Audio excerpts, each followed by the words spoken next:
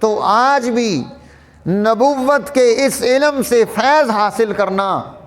اس سے مناسبت پیدا کرنا، اس کا خلق اپنے اندر پیدا کرنا، اس کی تعلیمات کو اپنی زندگی کا حصہ بنانا، یہ ہماری ذمہ داری ہے کہ ہم اس کا اہتمام کریں کہ میں نے جو اللہ کے نبی علم لے کر آئے تھے اس علم میں سے کون کون سی چیزیں میں نے حاصل کی ہیں، اور پھر یہ جو حاصل مطالعہ ہے ان میں سے کون سی چیزیں ایسی ہیں جو میرے معمول میں ہیں، ان پر میں عمل کرتا ہوں۔ جب انسان روزانہ اپنے رات کو سونے سے پہلے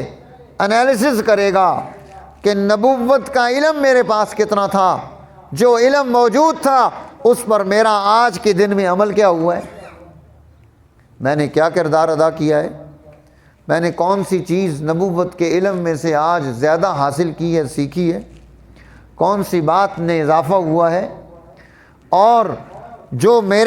وہ بات میرے عمل میں بھی آئی ہے یا صرف میں نے سن کر انسنی کر دی۔ تو اپنا تجزیہ ہر انسان خود کر سکتا ہے۔ کیا آج میں نے قرآن حکیم کی کوئی آیت پڑھی؟ کیا اس کا ترجمہ پڑھا؟ کیا میں نے رسول اللہ صلی اللہ علیہ وسلم کے ذخیرہ یا احادیث میں سے کسی حدیث اور کسی بات کو یاد کیا ہے؟